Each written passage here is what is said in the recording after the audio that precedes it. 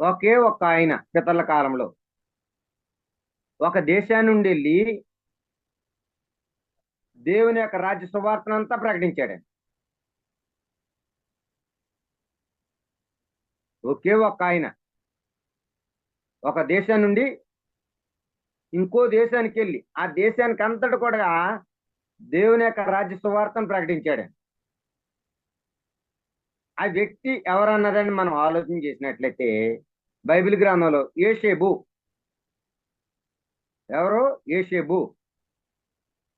మన పితరుల మాటల్లో బైబిల్ గ్రంథంలో మనం చూసినట్టు మన పితరులు ఎవరంటే ఆదాము, ఆదాం తర్వాత నోవాహు, నోవాహు తర్వాత అబ్రహాము, అబ్రహాం తర్వాత ఇసాకు, ఇసాక్ తర్వాత యాకోబు, యాకోబు తర్వాత యోసేపు.